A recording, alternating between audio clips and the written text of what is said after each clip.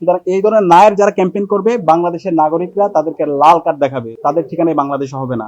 যারা বাংলাদেশকে সেই আগের পেছনের কাদায় নিয়ে যেতে চায়, বাংলাদেশে আবার সেই পিলকানা ট্রাজেডি ঘটাতে চায়, বাংলাদেশে আবার সেই শাপলা ম্যাসাকার করতে চায়, আলেম ওলামাদের হত্যাকাণ্ড চালাতে চায়, আবার সে আইনাগর তৈরি করার মাধ্যমে তারা এখানকার নাগরিকদেরকে গুম করতে চায়, খুন করতে চায়, ক্যাম্পাসগুলোকে সন্ত্রাসের রাজত্ব কায়েম করতে চায়। সুতরাং এই ধরনের নায়ের যারা ক্যাম্পেইন করবে, বাংলাদেশের নাগরিকরা তাদেরকে লাল কার্ড দেখাবে। না যারা বলবে, তাদের ঠিকানায় বাংলাদেশে হবে না। তারা বাংলাদেশে সেই ফেসিবাদী কাঠামোকে রেখে দিতে চায়। তো আমরা এই জুলাই বিপ্লবে আমাদের শহীদদের আত্মত্যাগ, তাদের মূল স্পিকার হচ্ছে একটা বৈষম্যহীন ইনসাফভিত্তিক বাংলাদেশ বিনির্মাণ করা, রাষ্ট্র সংস্কার করা।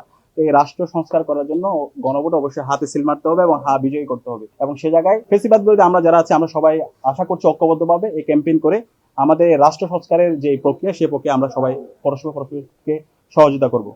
আমাদের জুলাই বিপ্লবের পরে আমরা একটি কথা বারবার বলছি, জুলাই বিপ্লবের অন্যতম একটি আকাঙ্ক্ষা হচ্ছে বাংলাদেশের প্রতিটি ক্যাম্পাসে ছাত্র সংসদ নির্বাচনগুলো হয়ে যাওয়া। শিক্ষার্থীদের নির্বাচিত প্রতিনিধিরাই প্রতিটি ক্যাম্পাসে তারা নেতৃত্ব দিবে।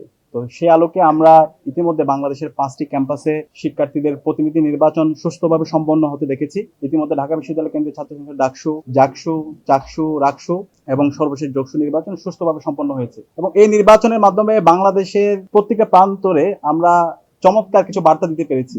গণতান্ত্রিক চর্চাটা কেমন হওয়া উচিত, আমাদের প্রার্থীদের মধ্যে পলিসি ডিবেট হয়েছে, ডায়ালগ হয়েছে, কেমন ক্যাম্পাস তারা বিনির্মাণ করতে চায়, বাংলাদেশ নিয়ে তাদের স্বপ্ন কি, তাদের ভাবনা কি, সেগুলো তারা পরিষ্কার করেছে। এবং সারা দেশব্যাপী একটা ঐক্যবদ্ধ বাংলাদেশের প্রতিচ্ছবি আমরা এই নির্বাচনের মাধ্যমে দেখতে পেয়েছি। তো এই নির্বাচন যে ঢেউ, সে ঢেউ আমরা প্রত্যাশা করেছিলাম বাংলাদেশের প্রতিটি ক্যাম্পাসে সে নির্বাচনের যে তারিখ, সে তারিখটা ঘোষণা হবে। এবং সে আলোকে কিছু ক্যাম্পাসের তারিখ ঘোষণা হয়েছে। আপনারা জানেন, শাহজালাল বিজ্ঞান ও প্রযুক্তি বিশ্ববিদ্যালয়ের নির্বাচনের যে তারিখ দেওয়া হয়েছিল 20 জানুয়ারি, এবং বেগম রোকেয়া বিশ্ববিদ্যালয়ের নির্বাচন তারিখ দেওয়া হয়েছিল।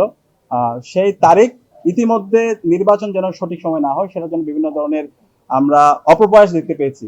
গতকালকে নির্বাচন কমিশন থেকে একটি প্রজ্ঞাপন হয়েছে, সেই প্রজ্ঞাপনের উপর ভিত্তি করে নির্বাচন বন্ধ করার জন্য আমরা অপপ্রয়াস দেখতে পেয়েছি। এবং এই অপপ্রয়াস দেখার সাথে সাথে আমরা গভর্নমেন্টের যারা অংশীজন আছে তাদের সাথে আমরা যোগাযোগ করেছি।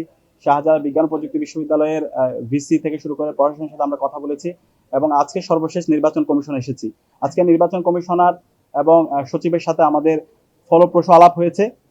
আমরা আমাদের কনসার্নগুলো জানিয়েছি। আমরা বলেছি নির্বাচন হবে আগামী মাসের 12 ফেব্রুয়ারি, আর শাহজালাল বিজ্ঞান ও প্রযুক্তি বিশ্ববিদ্যালয় নির্বাচন হবে 20 জানুয়ারি। 3 সপ্তাহ বাকি আছে। এই 3 সপ্তাহ আগে এই ধরনের নিরাপত্তার অজুহাত দেখিয়ে নির্বাচন বন্ধ করে দেওয়া, এটা কোনো ধরনের যৌক্তিক সিদ্ধান্ত হতে পারে না। এটা সম্পূর্ণ একটা অগণতান্ত্রিক সিদ্ধান্ত। শিক্ষার্থীদের নির্বাচিত প্রতিনিধিরা প্রতিটি ক্যাম্পাসে নেতৃত্ব দিবে। শিক্ষার্থীরা যাকে চায় সে তাদের নেতা প্রতিনিধি হিসেবে সে নির্বাচিত হবে। সুতরাং এই ধরনের অগণতান্ত্রিক সিদ্ধান্ত ছাত্র সমাজ মেনে নিবে না। এবং এই নির্বাচনে প্রায় 4 কোটি তরুণ। সুতরাং আপনারা এমন কোনো কাজ করবেন না, নির্বাচন কমিশন এমন কোনো কাজ করবেন না যার মাধ্যমে তরুণদের আপনাদের প্রতি আস্থাহীনতা তৈরি হয়। তো নির্বাচন কমিশনার আমাদেরকে আশ্বস্ত করেছেন, তিনি বলেছেন তারা যথাযথ ব্যবস্থা গ্রহণ করবে। সঠিক সময়ে যেন নির্বাচন হয় সেটার জন্য তারা ইতিমধ্যে ভিসি মহোদয়কে বলেছেন এবং যারা ওখানে প্রার্থী আছে তাদেরকে বলেছেন তারা অ্যাপ্লিকেশন করলে এর প্রেক্ষিতে সামগ্রিক নিরাপত্তা নিশ্চিত করে সঠিক সময়ে যথাযথ সময়ে যেন নির্বাচন হয় এবং নির্বাচনের মাধ্যমে শিক্ষার্থীদের নির্বাচিত প্রতিনিধি যেন মনোনীত হয়, সেটার জন্য তারা কাজ করবে।